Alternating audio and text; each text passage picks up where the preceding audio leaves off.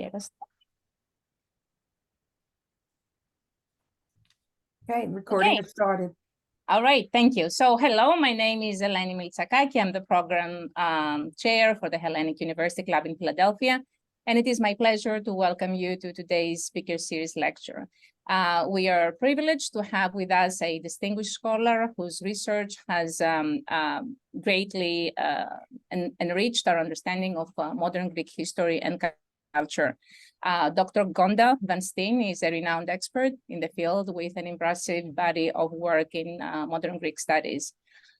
She has dedicated her career to the study of the different nuances and complexities of the Greek identity and contemporary Greek culture.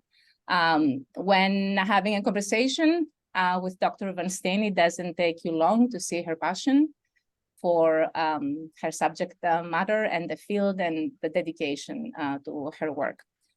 She's a professor at King's College in London, and she holds the position of, and I'm going to read it, the Korais Chair of Modern Greek and Byzantine History, Language and Literature in the Center for Hellenic Studies and Department of Classics, where she's also the director.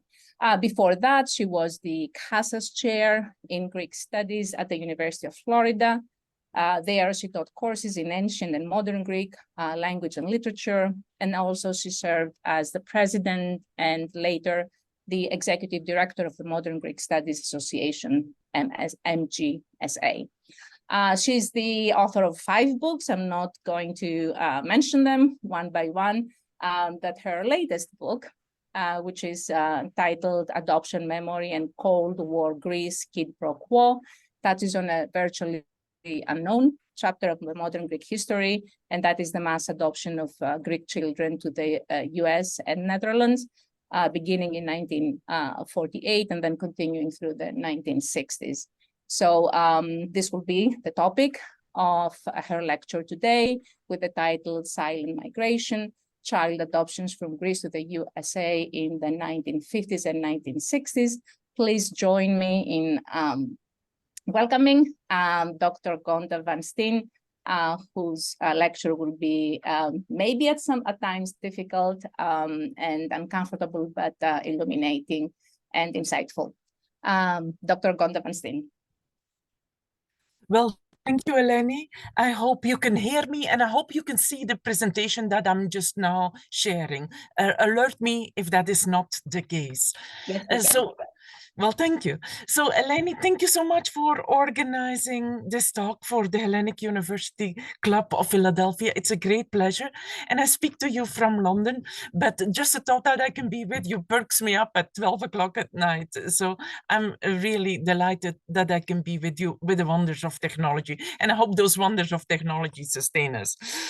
So my topic then is the silent migration as this adoption movement, this international adoption movement that came about after the Second World War has been called.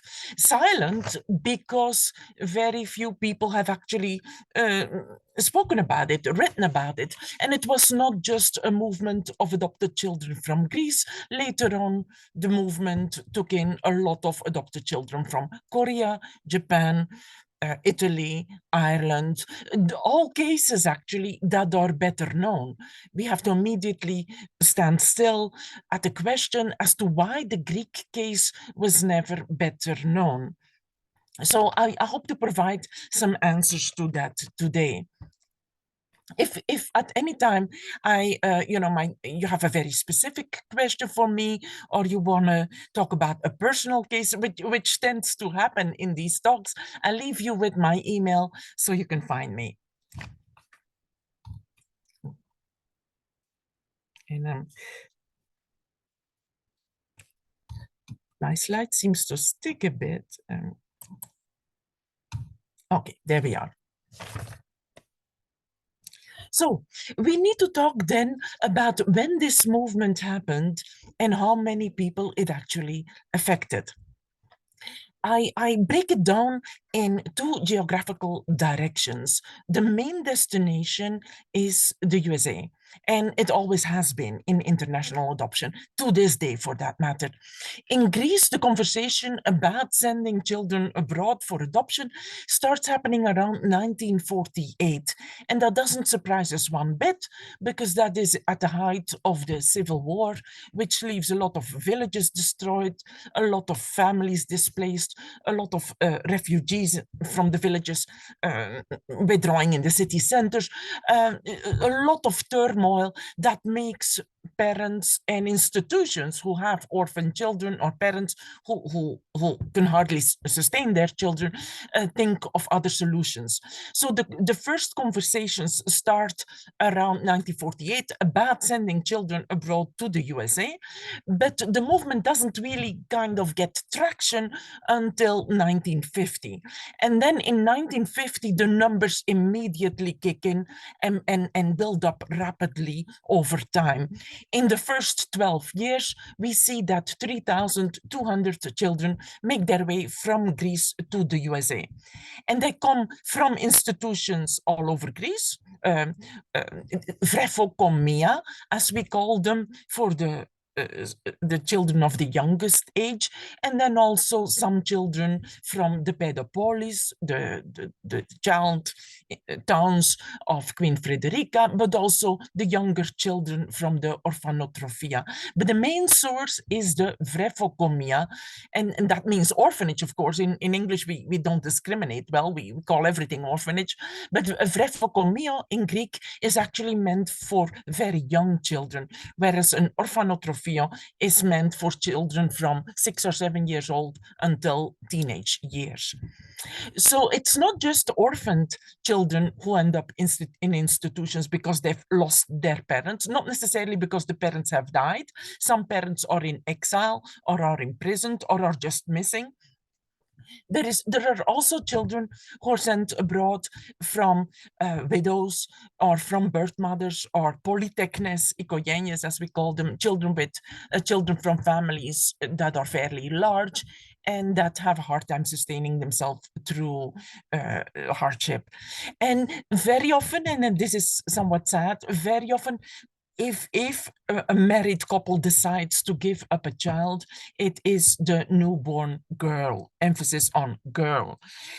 This is still a situation in which the dowry hangs above the head of parents who have several girls, and the 1950s being what it is, it doesn't at all surprise us that there is a majority actually of girls being sent over, and girls were also more in demand. That is a first movement that continues forcefully until 1962 and then slows down a little bit, but the movement does not end until about 1975. So if I look a little bit past the peak, we reach a total of about 4,000 children. And these children are not just babies, as I have illustrated here by the book cover of Joanna Giancardella's book. The maximum age for children to be sent was at some point 10 years old, but then because there was quite an American demand for these children, at some point for a few years, the age limit is raised to 14 years of age. So we're not just dealing with babies, we are dealing with teenagers, for that matter, who leave a whole history, a set of customs, a set of community and family relations behind, and are sent to the US. In a second movement, children are sent to the Netherlands. And this came as a huge surprise to me. Well, first of all, the whole historic adoption movement came as a huge surprise to me, because I had never read about it in any book.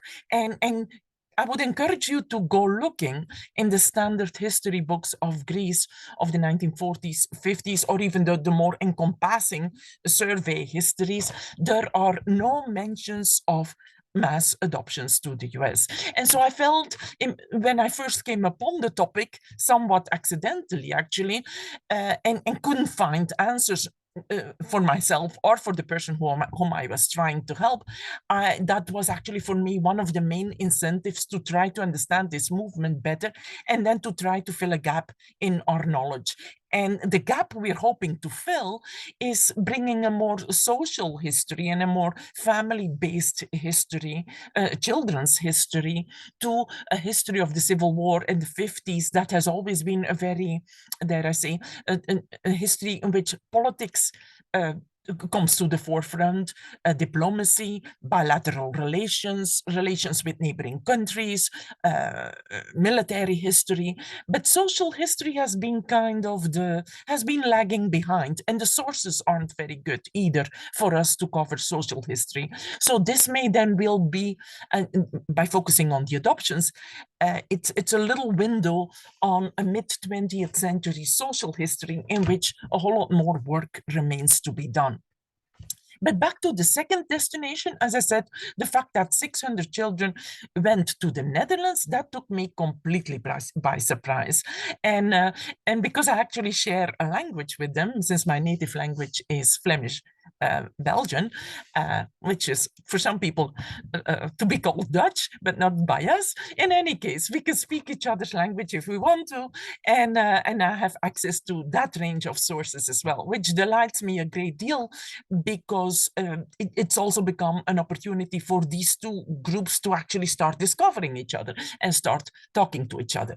By the time children go to the Netherlands, you see that they go at a later date, and that is the reason is that a few scandals develop. There's one big scandal in 1959, and there's another big scandal in 1962.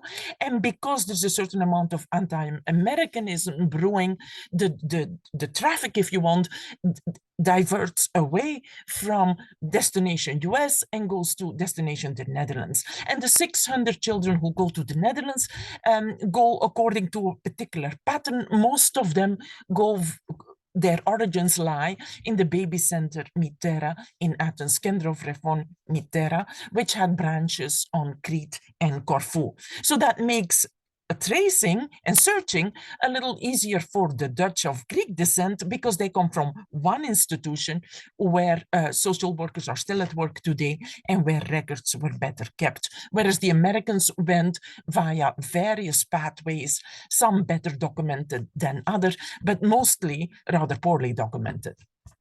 So, what we need to emphasize, if one particular point needs to rise to the surface here, is that in 1950, international adoption was not a thing. It is being practiced, it is being put in motion as it is actually being designed and invented. So it's almost as if we're riding a wheel that we're inventing at the same time.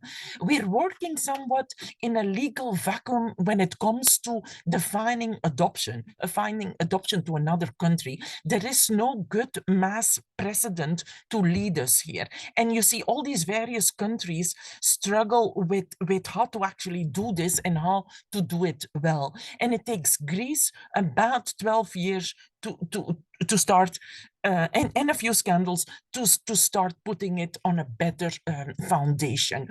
What we're dealing with is then, in the beginning, a movement that is not conceived as an adoption movement, but as a migration movement. So it's like the child version of a migration movement. The provisions are handled by the American Migration Service, the INS, back in the days. And so the rules that come out, the guidelines that come out of migration offices, not out of social services offices. And because we're dealing with various provisions, various laws being instituted by the US, it helps to look at these laws more carefully. And the main watershed date, if you want, is 1953. Before 1953, children from Greece go to the US in fairly big numbers, about 1,200 of them, but they're mainly older children who go to relatives. They are the real orphans of the Civil War. They know their history. It's very often a traumatic history. And some uncle in Pittsburgh or an aunt in Chicago may want her nieces and nephews. And it is a form of family migration that also includes adoption. That is a first wave. These children arrive by boat and they arrive in Hoboken, New Jersey. Not exactly the most scenic first encounter with the US. But then in 1953, everything changes, because what is happening in the US at the time is that there is actually a demand for babies. There is a baby boom going on. Childless couples feel that they are not holding their weight in society, if you want, and people want children to adopt. And there are very few children to adopt available. And so American couples look abroad. And since this is the US in the 1950s, they look for three things. They look for young, white, and healthy children.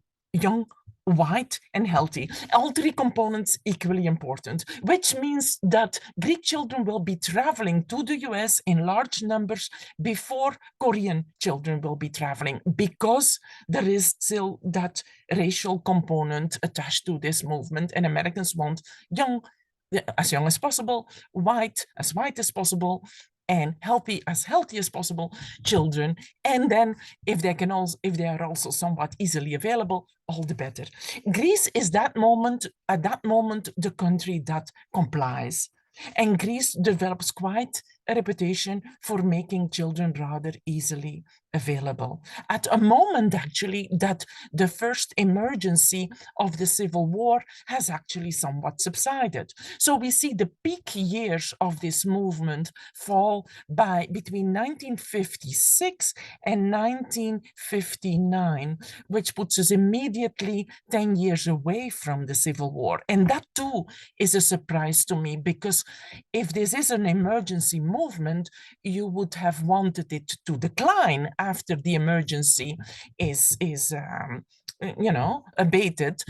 But we see it actually increase. We see the movement increase towards the end of the 1950s rather than decline. But at that moment, you also understand that for a Greek welfare system that is rather underdeveloped, it becomes some sort of a rather convenient solution to continue an adoption movement that unburdens the very thinly stretched social services, welfare institutions, institutions paid by taxpayers' money to maintain children who are thought to have very little of a future in Greece.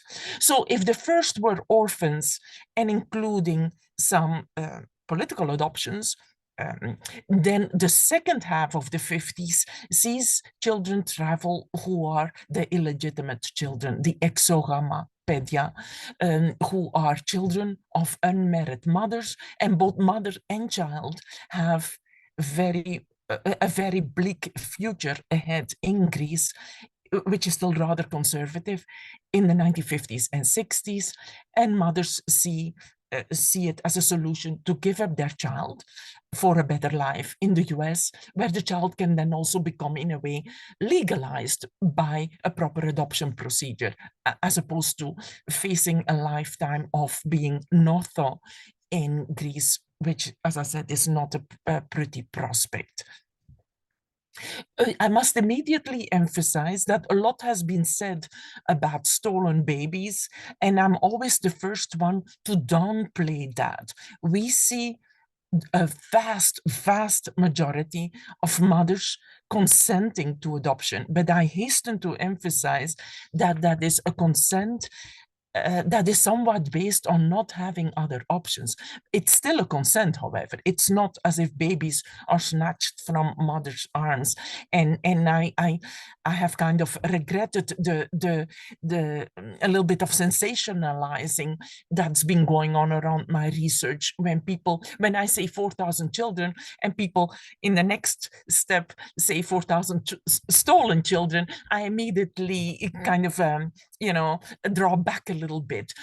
The vast majority traveled with consent of mothers, but mothers who had very few options in a society that in Greece in the 1950s was still seeing considerable hardship. So after 1953, then we see the children become younger. We see the children go to couples that are not related to them, so no aunts and uncles, but total strangers. We call that strangers adoptions. The child is a stranger to the couple it is going to meet, and the couple, the new parents, are strangers to the child. In the forefront of this movement have been American military families. They adopt a lot of children. They also have exposure to other countries. They travel around a lot. We also see a lot of Greek Americans ask for children, but they're certainly not the only group. We see a lot of Jewish families asking for children. We see a lot of Mormon families asking for children. We see a lot of just about any apple pie blonde American families asking for children. There is one common component among these families. They are, again, white and I wouldn't say upper middle class, but definitely comfortable middle class, because there is some cost involved. Applications from African American couples would not have been accepted. And these children then travel in the second wave now, after 1953, they travel by airplane.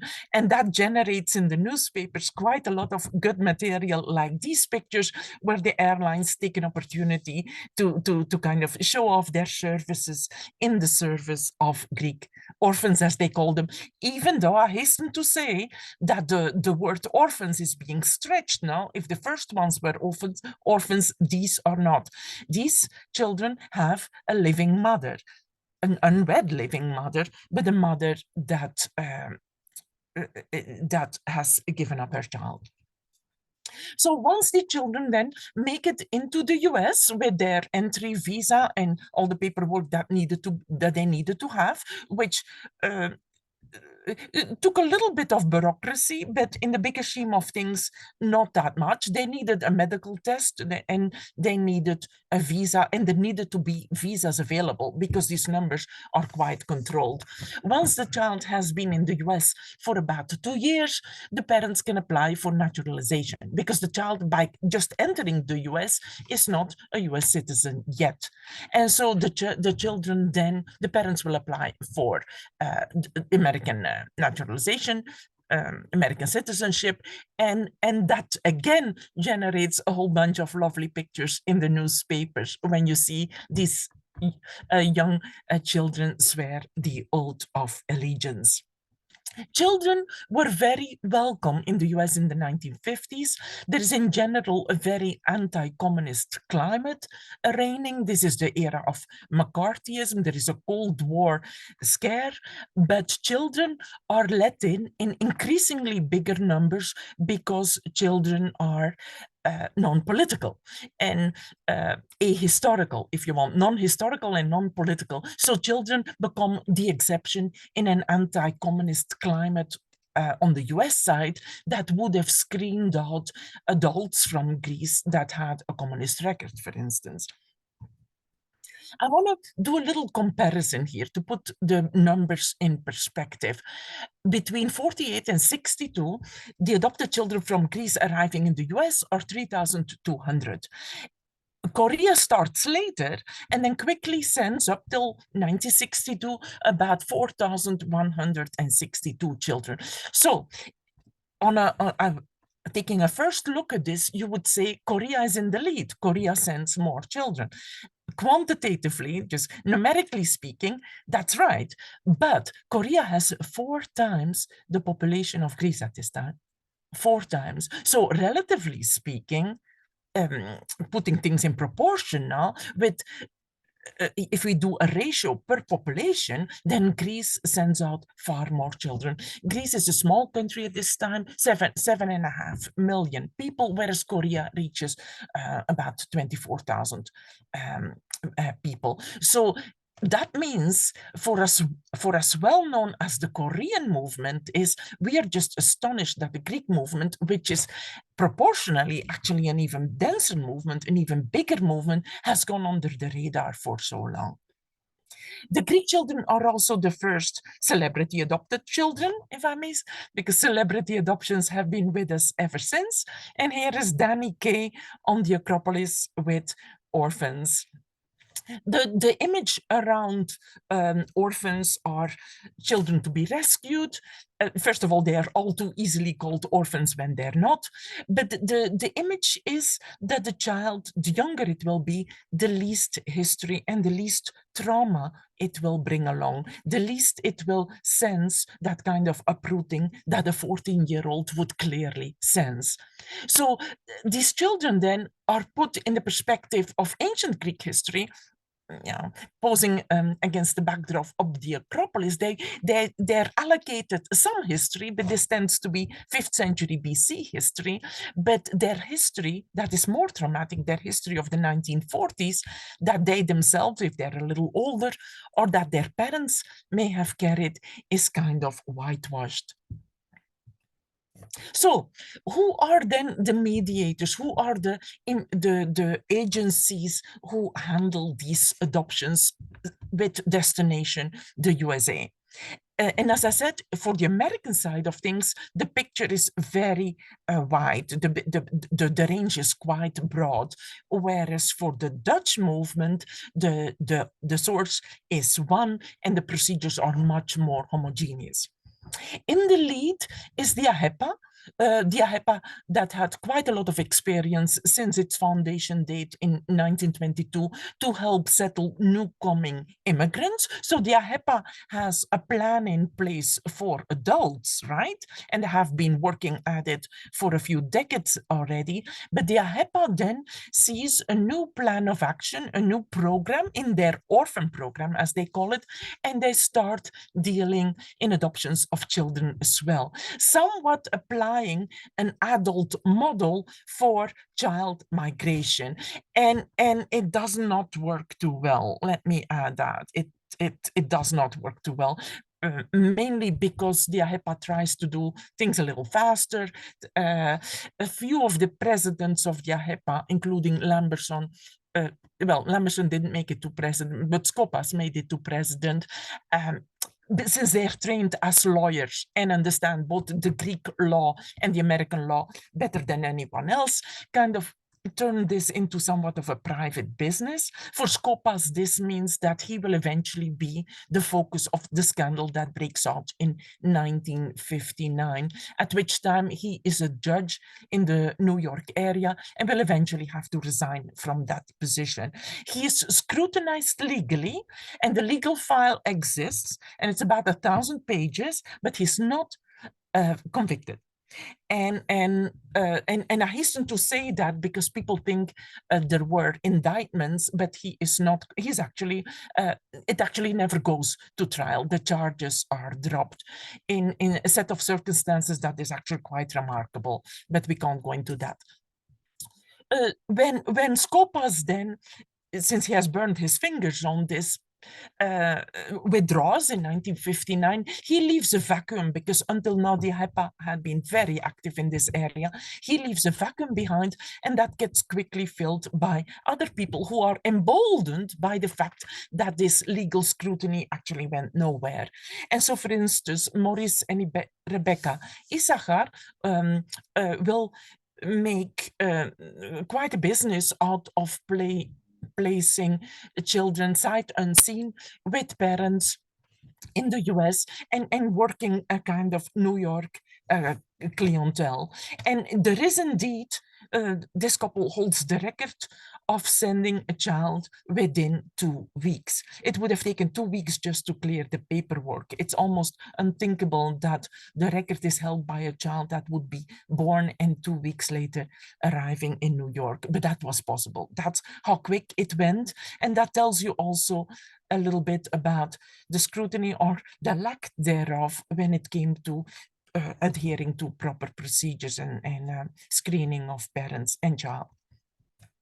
There is a priest in Texas by the name of Father Diavatis, who works with lawyer friends in Athens to bring a very high concentration of children to the Texas area, the region of San Antonio, but also, Houston. He brings single-handedly about 80 children.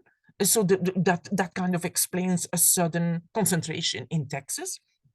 There is also the International Social Service, which is at this point the only organization that does proper casework and that communicates with its branches in other countries on how to resolve this and how to better prepare the adoptive parents, how to better inform the child if it's a little older, how to get a sense of what the birth mother really wants and whether there are other solutions for her.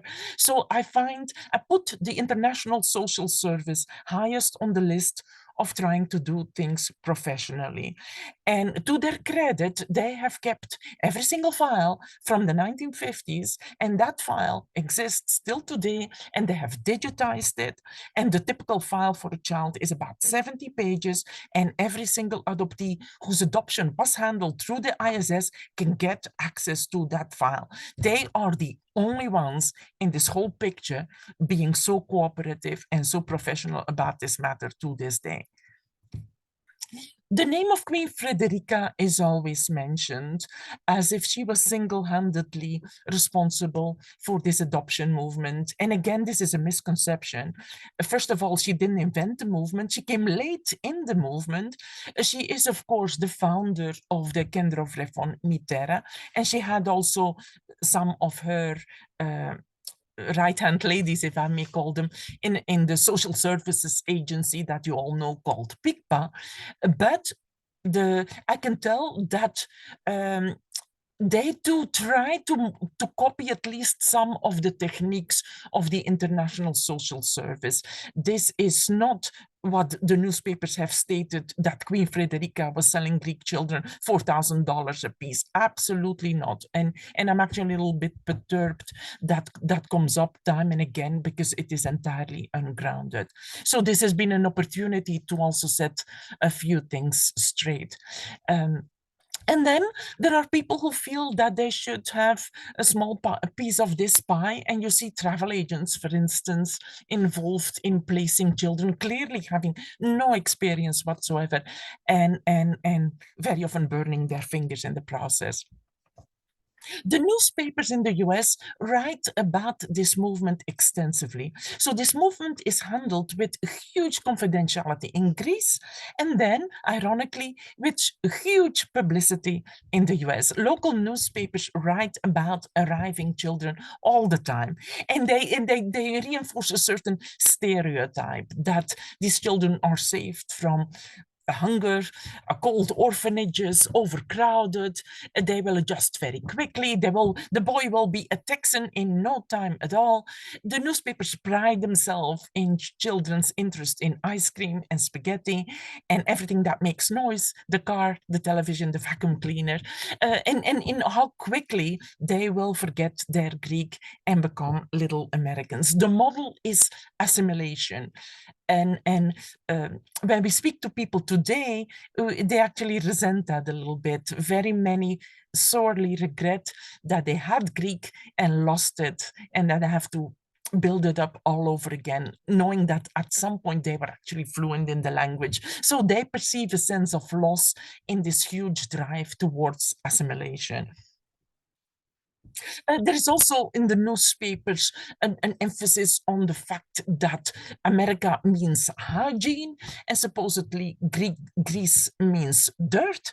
Again, this is a misconception. You could see that there is some sort of a triumphant tone in the way Americans feel good about saving children from poverty, but sometimes with an undercurrent of rather an ignorant picture of what Greece was, because after all, the journalist in the Salina Journal in Kansas in 1957 has no realistic conception of what is happening in Greece. What should really worry us is that a lot of the American adoptive parents had already first tried to get a child domestically in the US and were rejected. And that means they then turn to Europe. Europe is their second choice. And that means a whole lot of couples received children because Greece didn't screen carefully.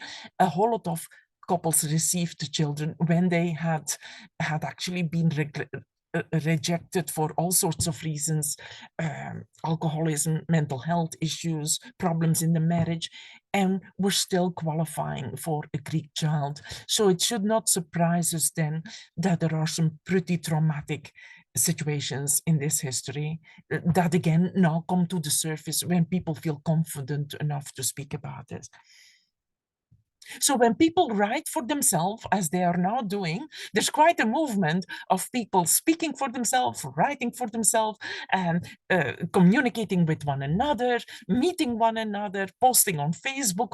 When the stories that they write come out, you see some of that pain emerge, such as little Joanna, who was 10 years old, who remembers a very loving mother and her siblings, a mother who was a widow, and it takes about 10 years to find her way back to Uranopolis, which had changed names. It used to be called Pyrgos, and one of the reasons she couldn't find her hometown, and sees and very painfully actually sees that adoption as an uprooting from a loving family with whom it's then too late to build a common past.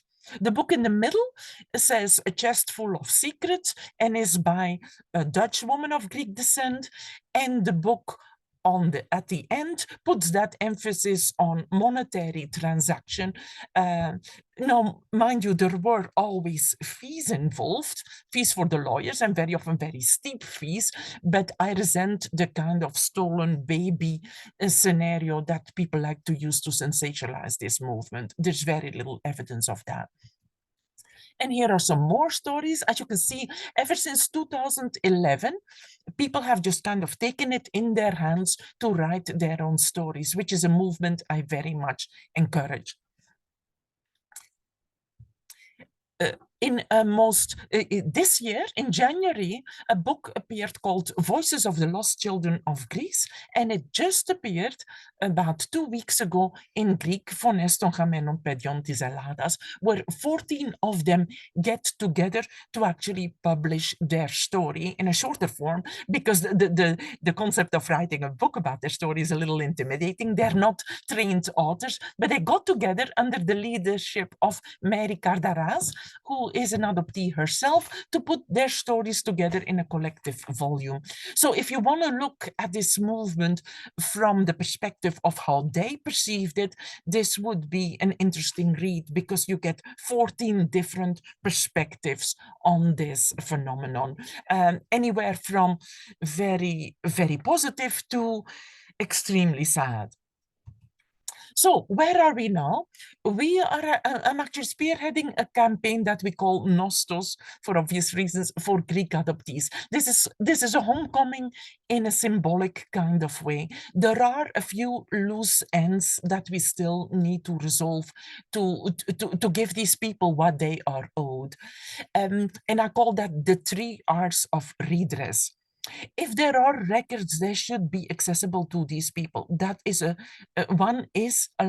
one is entitled to all the data of one's identity. That's in the Human Rights Convention, that it's in the Convention on the Rights of the Child. The fact that some offices in Greece have records and do not share them is very problematic to us. There should be a policy of access. There are laws to support it, but the application of the laws lags far behind. So we're fighting a battle just for the adoptee to get basic access to their records that pertain to them. Should be a no-brainer, but it isn't. I personally would like to see more research in some sort of an organized way, with the government opening the records, all the records, to a team of researchers so we can study this systematically, because now a lot of these files are protected by way of personal data protection from the researcher. And then these people were citizens, as you saw. They traveled on their little Greek passport. They were citizens. They are, after all, the children of typically a Greek mother we know or a Greek father we don't know, but it's enough to have one parent be a citizen to have your citizenship. In the process, however, they became American, and it's now many of them are applying for citizenship to have their citizenship reinstated, and that is far more difficult than you would expect, far more difficult. And it's actually kind of the hurdles when you have very little documents and when you're not even responsible for the loss of those documents is quite an uphill battle. And it's particularly difficult for the children who were ekteta, foundling children, who were anonymously delivered, let's say, to the Vrefocomio Athenon. And they have a record of being found, but that doesn't mean they have a record of having a Greek citizen mother or a Greek citizen father, even though we can only assume that in the 1950s that was most likely the case. So we're continuing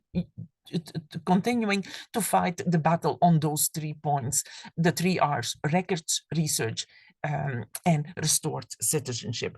And then we are running out of time.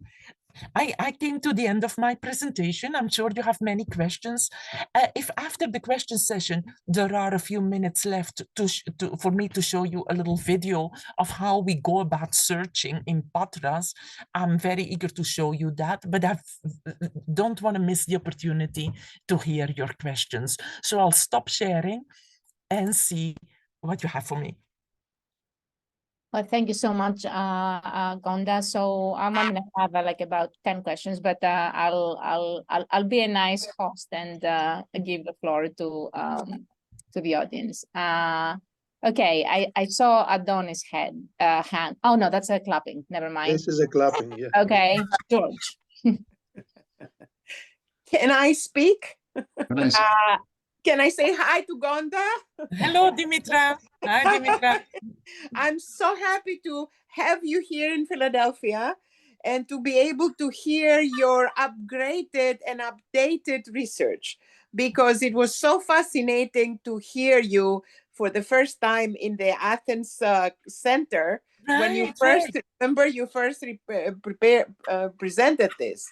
So I'm very grateful that you agreed to present it to us, and thank you very much. And I have only one question. Tell me. The mothers that had a exogamo παιδί, do they have any connection to these children? Meaning they have typically, the mother has typically given her consent for the child to be adopted, and no contact. And then this type of adoption, because it is a stranger adoption, requires utter confidentiality. It is forbidden that the mother remain informed about what happens to her child, and that is very painful for the mother, because she consented, and she consented to confidentiality, but I don't think she was ever expected to not hear anything until she is 90-year-old and still not know what happened to her child. That's but in later years, we see the desire to reconnect to be equally strong on the side of the child as it is on the side of the mother. Reconnect in the sense of at least make contact. I'm not talking about replacing one family with another here. Right. I'm talking about having your questions answered, learning what happened. People are very curious to see if there are any siblings or half siblings. This is not about, I want a new family and my birth family is the only family or the only real family. That's way too essentialist. This is more about learning what happened, learning if one side can provide answers for the other. Thank you. Again, thank you for coming, and wonderful to see you again. Thank you, Dimitra. Thank you. George. Professor Van Steen, thank you very much for the insightful presentation. I have a question as a researcher.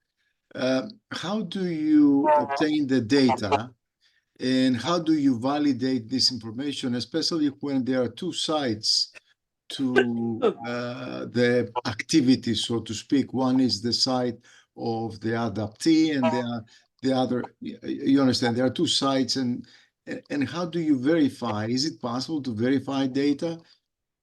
And I have a follow-up question on that, but Yeah. please go ahead. What started happening when I first did this research is I tried to find people who were adopted, because I deep down couldn't believe it, that this happened and that we didn't know it and that there would be so many of them. So my conviction was, if I can actually see these documents and start finding people, then I will believe it. I had to actually kind of convince myself. And then what happened, I started meeting people and everyone knew a couple more, and they would all share their files with me. So they would show me the correspondence with the AHEPA, with the ISS, signatures, pictures, the avateria, everything. And so putting the pieces together, I could kind of develop the way the HEPA did things, the way the ISS did things. There are very telltale marks of how the adoption happened. I can almost, now when somebody presents me with a case and they say 1957, New York, I can almost name the lawyer who did it. It is so predictable. It really kind of breaks down in patterns. And if you see many, many cases and many adoption acts, you start to, in your mind, you start to kind of classify them. You have your mental database of how this works. And that's how it came about. And then ever since the book was published, more people come out of the woodwork who confirm the conclusions, because now when you Google and you put a few words together, the book pops up. So that has given rise to even more people checking in and asking me, you know, I have this Greek document and I don't know what it says. Can you tell me what it says? Can you tell me what I have? Would it be enough to apply for citizenship? So there isn't a week that goes by without at least a couple of people approaching me out of the blue. And so in a way, there is the database of research that I established for the book, but then the research is also constantly ongoing because one is now feeding into the other. Okay, thank you. Did you say you had another question, George? The other question is that perhaps I'm not knowledgeable at the level of your expertise, but AHEPA had a program to assist, not to take away kids in Greece. That this is my understanding from anecdotal discussions and readings, or even discussions with individuals. He had a program to assist kids that they were orphans, not to take them away from their families. So I hate to disappoint you, George, but the internal correspondence says different things. And actually, the internal correspondence shows that they're really looking for children to send out. Yeah. So you perceive this to be taken away, all right? I mean, kids that they have been taken away against their wishes or something like that. No, I'm not saying that it's entirely against the wishes of the parents, but I think people thought of adoption as an easy solution. Another solution would have been, like you said, assisting the families in Greece and keeping a family together. Yeah, but those kids, they were already orphans. No, because a fair number of children come from poor families who decide to give up the newly born. And I'm like, if you have 7 children and you've never given one away, that means that one that you are going to give away, that becomes a very traumatic experience because you're not in the habit of giving up your children. And that's where I find the model of how to assist should have been different. It should, by taking the child away and accepting it with the consent of the parents who are so desperate that they actually give it up, you leave 2 victims. The child is a victim because why me, and why could I not stay with my siblings? And the family is a victim because they never forgive themselves for having done so. Right. And that's where the hardest cases are not the children who are foundlings, because clearly they need a family and we don't wish an institutional life on anyone. But the hardest cases are those where people feel, you know, why didn't anybody make a better effort to keep a family together? Okay, thank you. Appreciate it. Thank you. Zoe? Thank you very much, Eleni. Thanks, Gonda, for this speech. It was really interesting. Actually, it is an event which is quite known in Greece, and it provoked a great dispute between, left and the right parties. Because actually, on the one hand, left people used to accuse Frideriki for kidnapping these children, sending them to the United States. But on the other hand, the right discourse was that the communists took babies and children, the pedomazoma, as it was called, sent to the Eastern, republics, and then some of these children arrived in the United States to find families later on. So would you like to elaborate a little bit on that? Yeah, well, the way when we talk about the pedomazoma, we almost talk about it, as if there are only two child. Look, I'm going to use the word child evacuation, right? I know this is very politically charged, but as if there are two child evacuation campaigns going on. One is Frideriki taking the children out of the northern villages and putting them in pedopolis all over Greece. Those children didn't stay very long. Most of them were sent back by 1950. A whole lot of these pedopolis are closing, and they're concentrating the children from about 52 pedopolis. We go to just about 9. So clearly that is a short, at most a 2 or 3 year residence before most of these children go back to their villages. A whole different situation, of course, is the communists taking the children across the borders. And there we're talking, the numbers range anywhere from 20,000 to 28,000, huge numbers. Again, this was supposed to be temporary, but we all know what happened. Most children never returned. In fact, only few countries ever returned the children, and most of these children grew up in institutions in these East Bloc countries, and there they stayed in institutions. They were not given out to families to adopt. Give or take a few exceptions, but most of them grew up in institutions until they were old enough to go it alone, let's say, at which time most of them stay in these countries, because it took until the 1980s before the PASOK government opened the doors for them to come back. So those movements have always kind of been considered as, one is a reaction against the other, depending on how you see it, depending on where you stand. But we forgot that there was a whole other movement of more than 4,000 children being sent from Greece abroad. And so it doesn't belong to the pedomazoma, and it doesn't belong to the pedofilagma of Frideriki either, because very few children who were sent for adoption come from the pedopolis. Very few. Yeah, that's true. Do you know the book of Nikos Atzakas? Maybe. Yes, I've used it. He was actually, he describes very well all this situation. Yeah, I quote from it because he is a child growing up in the pedopoly, and one day the director, who's a woman, calls him in and she says, "We have a solution for you. We can send you to America. Do you want to go to America? Clothes and toys and food." And he says no. But I consulted him, and he says no, and he was never sent.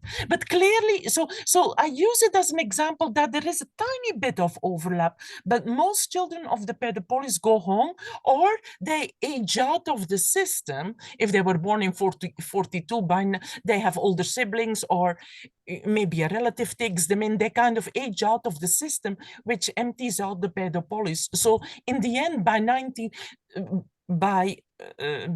1955 or so, there's hardly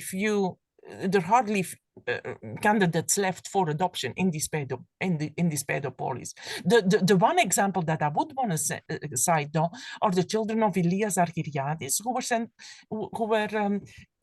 to the Anarotirio Pendelli, and their father, of course, had been executed along with Nikos Beloyannis, and their mother had committed suicide. So yes, they're orphans. Yes, they end up in a state institution, but they, as siblings, as two little sisters together, are then adopted by Greek Americans.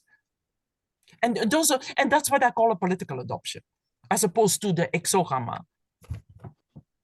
Thank you. Thank you. Any other questions?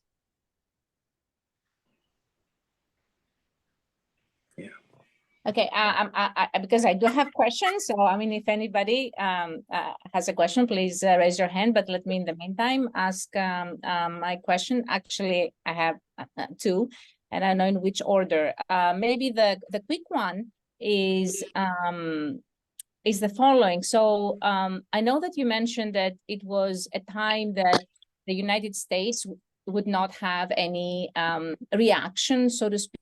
I mean, that the kids were not communists, and they would not have any particular pushback in admitting the children in the country. But I'm also wondering whether was that because of the times. I mean, today it would be impossible, right, to just bring it back without any paperwork, or it wouldn't be able to enter the country. And understand there was a wave where the families were bringing the children, so I can understand how those children could actually, land on U.S. Soil. But how about the children that were, as you said, like they were not family bringing children; they were brought to be adopted by total strangers. What was the situation then on the, do you know, I mean, on the US side? I mean, how did they allow the children to enter the country without any kind of paperwork?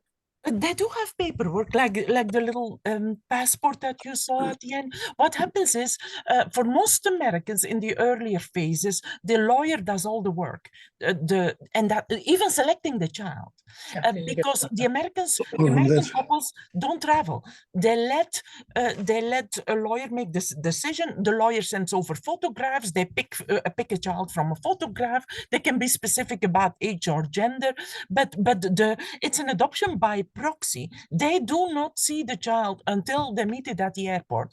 So what happens then? The lawyer in Greece organizes, let's say, with the Vrefocomio, that they get the consent of the mother, or if it's a foundling, they don't need any consent, and they take about 80% of these adoptions to the protodikia, to the court of first instance, where we have the Adoption Act, and that's another way of checking my data. And so these adoptions come before the court. About 80% of them come before the court, and there the court agrees to the adoption. The parents then have to go and present themselves at the consulate to say that they also agree to the adoption. And then the next step is the medical test, and the visa is issued. And all of that can happen. All of that can happen in about 2 weeks if the pressure is on. And then the lawyers have been doing this for various clients, I'm going to say, and then they arrange for a chaperone to travel with the children until they land in New York. And that's where the parents receive their child. And that's also, by that time, it's their child, and they haven't even seen it yet. Oh, I see. Okay. And my second really quick question is, how many of these children that I know you have tracked down, how many of these children actually are aware of their Greek descent? And how did their family, I mean, do you have any sense, because I know you've talked to a lot of them, so their adopted families, how many of them did they actually share with the children kind of, information about where they were coming from? I mean, do you have any sense of whether these children are aware of the situation, and therefore can actually trace, or can pursue to trace their their history, or not? I don't know, anything around the awareness of the children and the situation. We get the full range. We have a lot of people said, I always knew that I was adopted. My parents told me. They gave me all my paperwork when I was 18. I wasn't interested then. I put it aside, but now I'm searching, and here is what I have. That is fortunately the most common scenario. But there are also people, and quite a few, who never knew. And then at age 50, their parents have both died. They empty out a bunch of drawers and cabinets in the house of their parents, and they find a big envelope, and it's about their adoption. And then there is, no parents are alive to ask questions, and that's a huge shock. So it's the whole gamut. Some people, I'm absolutely sure that some people do not know until this day, and that also means we can't approach them.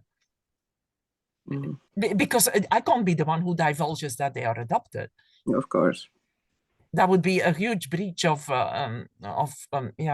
ethics. So, but some people, I can be sure that they are adopted because they're very vocal about it on Facebook, and then it's just part of a normal conversation. But if they don't know, I can presume they know.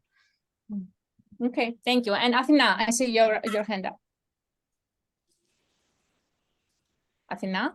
Yes, Yeah. sorry. Hi. Very interesting talk. I was wondering with the Ancestry project and DNA matching, how many of those have been reunited? And we're making good progress. We're making good progress.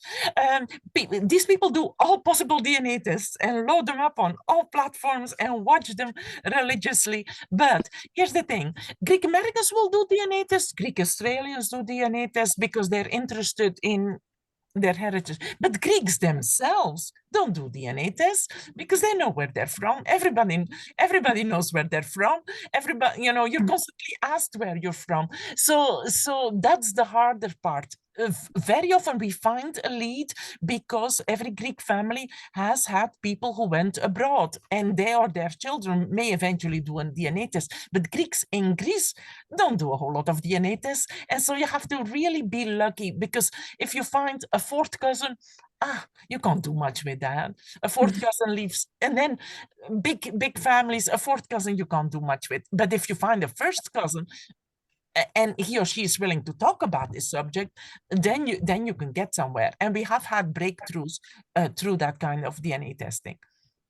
Thank you. All right, so with that, I'd like to thank Professor Van Steen very much for this talk. It's a very interesting, to say the least, part of history. And I would definitely like to invite you back if you have any more updates. I mean, I'm pretty sure that this research is evolving and is alive, is not done and finished with the book. And it seems there is so much more to do, and so many more children to either be reunited or hear their stories. So if there are any updates, we would love to hear updates on this research. Thank you so much for doing the research and unveiling all these aspects of this part of Greek history. And yeah, with that, I would like to thank everybody. We can stop, I guess, the recording now. For everybody, or for people that may not have an opportunity to join in real time, please let them know that the recording will be on the club's site in a day or two. And yeah, thank you, everybody, and have a good evening.